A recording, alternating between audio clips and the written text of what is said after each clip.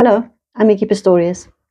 In the previous two videos of this trilogy on my signature theory on the origin of serial killers, I explained how serial killers' fixation in Freud's psychosexual developmental phases lead to the acting out of their fantasies on the crime scenes. Yet, serial killers are not unique in developing subconscious sexual and aggressive fantasies, as Menelik Klein theorizes that all children could have them. Now, we need to remember that though childhood sexuality is focused on self-satisfaction, usually involving a erotogenic zone of a particular psychosexual developmental phase, and it does not involve other people.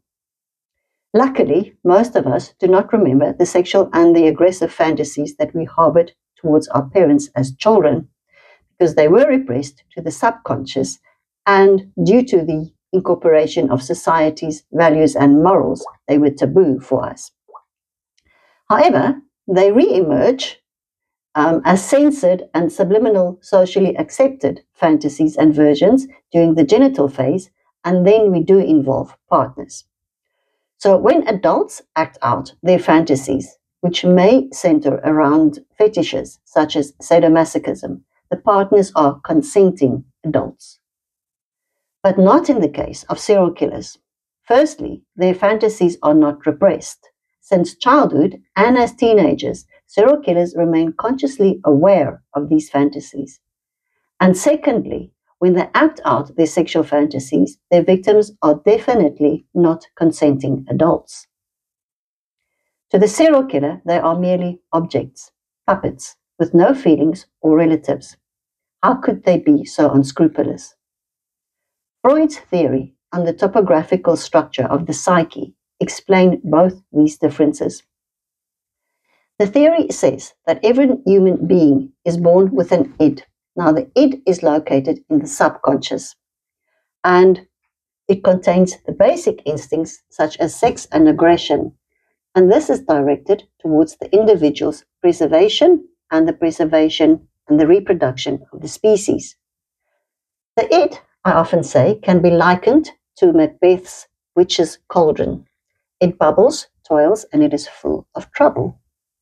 Like an infant, it knows no time, no morality, and it cannot discern between good and bad.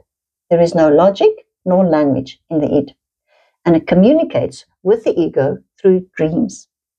The id operates by the pleasure principle, and it wants all it needs gratified immediately. From the id develops the ego. This is the second superstructure. The ego is the executive manager of the psyche, and it will adhere to the reality principle, and it can communicate by logic and language. It knows right from wrong. The ego exists mainly within the conscious.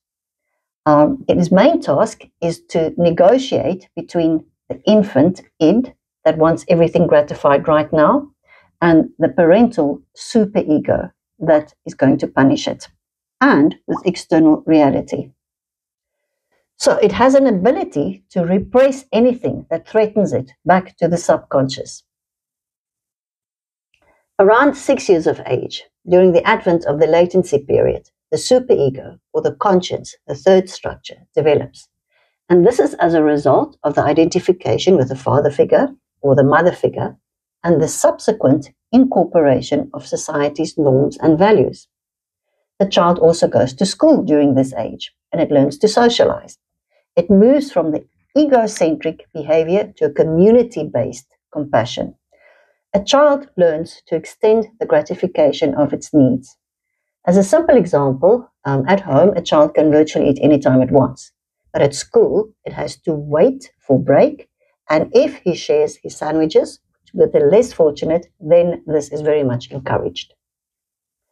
So conscience, or a superego, means that we have a consideration for other people's needs, and we feel guilty when we focus only on our self-centered needs at the expense of exploiting other people. Those are guilt feelings.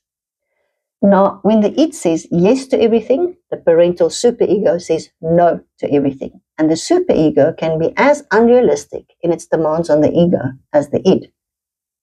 In a mature adult, the ego is the most well-developed of these three structures.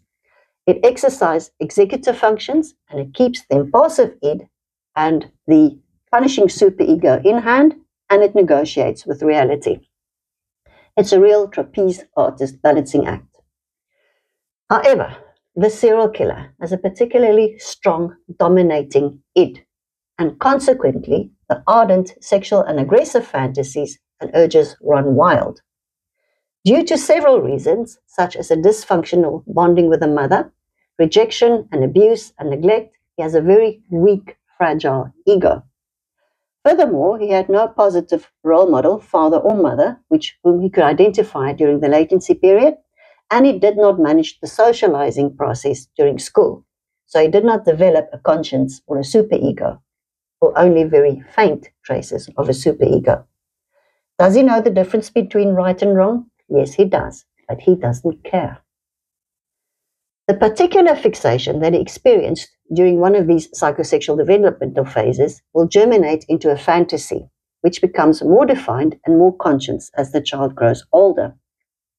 And as a result of the weak ego and virtually no existing superego and a dominant id, these pervasive fantasies cause no anxiety to the ego, and they are not repressed, and they're not sublimated into more accepted versions. Through his childhood, and surely by the age of 12 years, the budding serial killer is very much aware of his sexual and aggressive fantasies, but usually he has nobody to confide in or to ask for help, as Jeffrey Dahmer said. This should be fought for educators and child psychologists.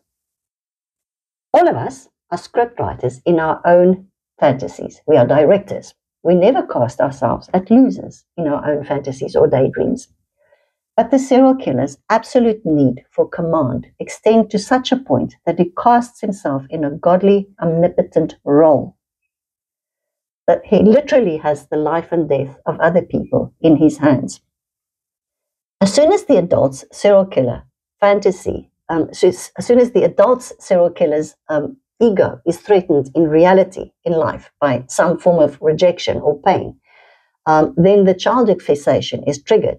And then he feels compelled to act out this powerful fantasy when he is omnipotent in reality, which is the only way that he thinks he can restore the mental homeostasis of the shattered, fragile ego.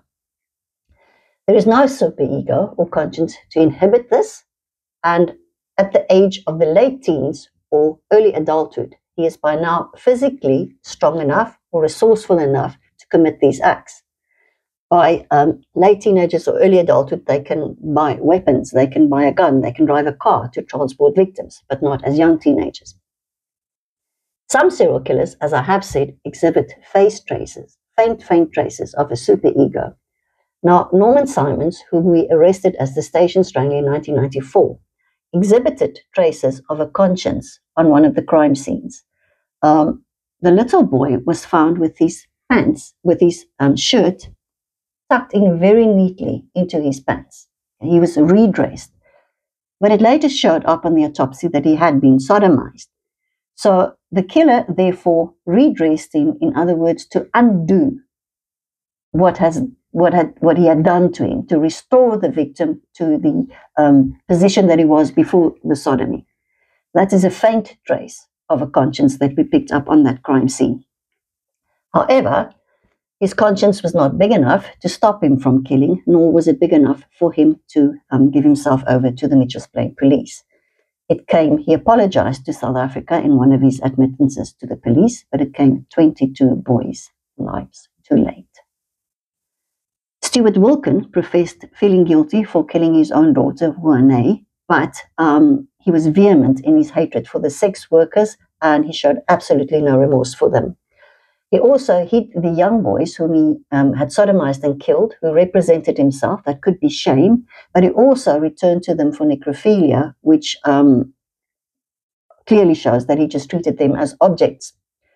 Stuart's wives both reported that there were times when he was very generous and kind-hearted, especially to children.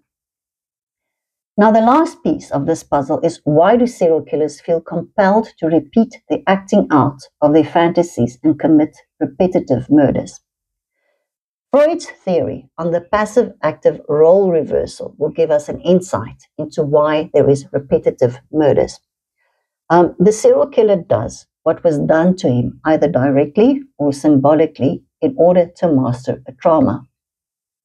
When we experience a trauma, one way of resolving it is to reverse the passive victim into the active mastering role by identifying with an aggressor. In his fantasy world, a serial killer has set up a perfect mastering scenario.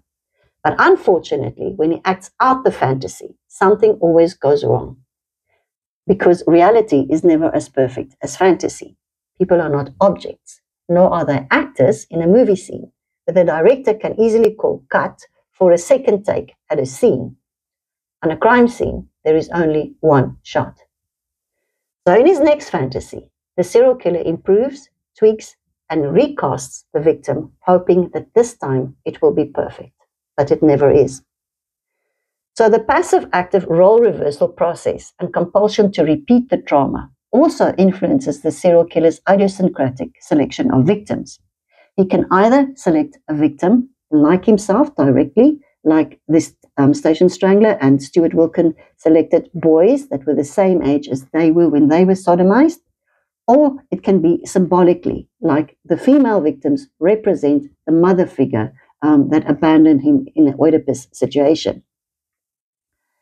I was summoned to Stuart Wilkin's cell in prison when he was hallucinating, and he told me that he was being persecuted now by his victims, especially his daughter and the young neighbor's boy whom he killed.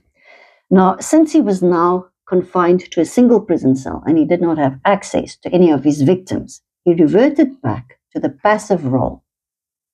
But if he is released and he has access to victims, he can very easily revert back again to the active aggressive role. Stuart Wilkin will be very, very dangerous to the community if he is ever released.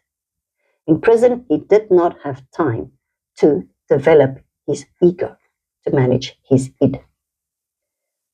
So, it should be clearly understood that I am not inferring that all people who were not breastfed or fixated in one or more of the psychosexual developmental phases are predestined to be serial killers. That would be preposterous. The developmental process is more complicated and insidious in serial killers. My theory proposes that to become a serial killer, firstly, a person must fixate in one or more of Freud's childhood psychosexual developmental phases. Then a fantasy will germinate in the subconscious. Secondly, this person must have a very fragile ego, virtually no superego, and a domineering id, which means that the fantasy will not be inhibited and not repressed, but it will be acted out. Then also, no conscience develops during the latency phase, for he did not socialize, and therefore he will treat his victims as objects. Thirdly, the person's fragile ego must feel threatened in some event in reality, which causes a psychological imbalance. The psychological gain that he receives from the murder and feeling omnipotent and godly will then restore the mental homeostasis. And this is enhanced by the experience of sexual gratification. And lastly, not mastering the active-passive role reversal completely and the fact that reality is never as perfect as fantasy leads to repetitive murder. And that, in a nutshell, is my signature theory on the origin of serial killers. If you are a student or just seriously interested in forensic psychology and the criminal mind and profiling, then please join my Patreon account on patreon.com/Micki Pistorius, where for a nominal fee of $5 a month, I present videos and articles based upon research and my personal experience and case studies, and it's designed to assist you. Academics are welcome, and I also appreciate your professional input. If you like these YouTube videos, then give us your thumbs up, subscribe to the channel, and follow us on Facebook and my website, mickipistorius.co.za. See you next week.